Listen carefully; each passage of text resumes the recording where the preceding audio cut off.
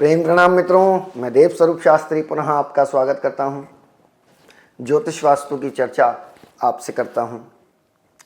ज्योतिष वास्तु के द्वारा आपकी सभी समस्याओं का समाधान किया जा सकता है, ऐसा मुझे लगता है, क्योंकि 19 वर्षों से मैं इस कार्य को कर रहा हूं। 19 वर्षों से मैंने अपने इस करियर में कई लोगों के साथ उनकी जन्म पत्रिका की छोटी छोटी रेमेडीज से बहुत सारी समस्याएं लोगों की सॉल्व की हैं। आज मैं आपको एक उपाय बता देता हूं, जिसके करने से आपके मानसिक स्वास्थ्य पर बहुत अच्छा फर्क पड़ता है।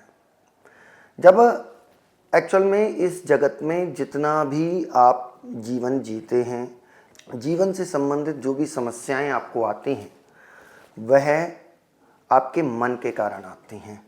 और मन का यदि समाधान हो जाए, क्योंकि मन के समाधान के लिए आपको एक छोटे से विचार की आवश्यकता है, और वह विचार आप कहीं से भी ले सकते हो, प्रकृति से ले सकते हो। इस प्रकृति में जीवन जीने के लिए और अपने मन को शांत रखने के लिए, क्योंकि मन जिसका शांत है वह हर प्रकार के युद्ध जीत जाता है। मन जिसका शांत है वह इस जगत की सभी वस्तुओं का मालिक हो सकता है। एक्चुअल में कहें तो मालिक हैं ही हम, बस मन के कारण हमें दिखाई नहीं देता। मन हमें अनेकों प्रकार के प्रलोभनों में फंसा करके रखता है। इस मन का समाधान ज्योतिष के ग्रहों के द्वारा देखा जा सकता है। इस मन के समाधान को, मन का समाधान आपके घर के वास्तु के द्वारा किया जा सकता है, आपके सिग्नेचर बदलवा के किया जा सकता है, और आपकी कुछ आदतें बदलवा के किया जा सकता है। आदतें, 3 आदत मैं कहता हूँ प्रत्येक व्यक्ति को अपने जीवन में अपनानी चाहिए। रोज़ाना पक्षियों को दाना चुगाना,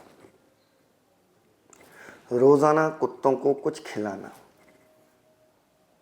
और गाय को प्रथम रोटी। ये आप 3 आदतें अपने जीवन में बना लीजिए, और एक नियम अपना लीजिए कि प्रतिदिन प्रातःकाल उठकर स्नान करने के पश्चात आप सूर्य को अर्घ्य दीजिए।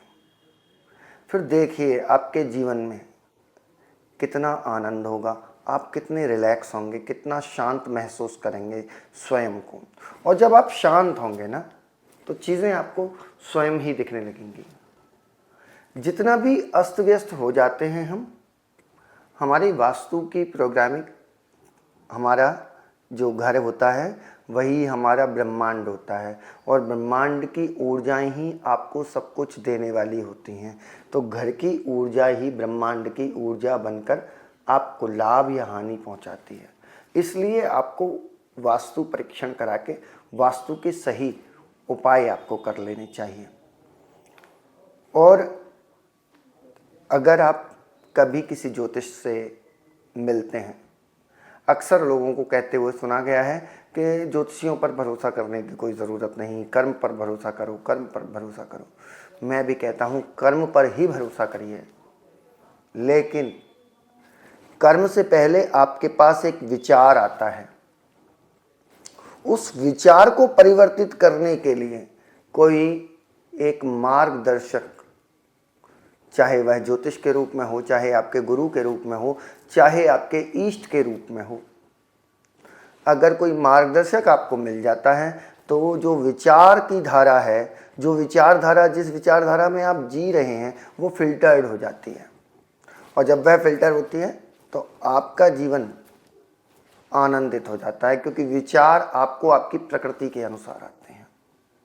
जब आप अपनी प्रकृति में स्वयं लौट आते हैं, आप जिस धारा के लिए बने हैं परमात्मा की ओर से, उसी धारा में जब दोबारा लौट आते हैं तो स्वयं ही जीवन आपका आनंदित हो जाता है। फिर किसी ज्योतिष की आवश्यकता नहीं होती। ज्योतिष में ग्रहों के आधार पर आपकी प्रकृति और आप मूल रूप से कैसे हैं, इसको पहचान कर आपकी कुछ आदतों को बदलने का, कुछ रोज़मर्रा में आपके कार्यों को करने का उपाय बता दिया जाता है। और पुनः एक बार मैं कहूँगा, पहले भी मैं कई वीडियोस में कह चुका हूँ, किसी भी प्रकार के टोटके के चक्कर में, किसी भी प्रकार के चमत्कार के चक्कर में प्लीज़ मत रहिए, क्योंकि कोई चमत्कार इस जगत में नहीं होता। चमत्कार होते हुए दिखते हैं, ऐसा लगता है कि चमत्कार हुआ है, लेकिन वह आपकी ही ऊर्जा का एक कमाल होता है। जब आपकी ऊर्जा सही तरीके से कार्य करना शुरू कर देती है, एक धारा में कार्य करना प्रारंभ कर देती है, जब आप नहीं भटकते मन में, नहीं फंसते दूसरों के प्रलोभनों में, तब आपका जीवन स्वयं ही आनंदित हो जाता है। जय श्री कृष्णा, प्रेम प्रणाम।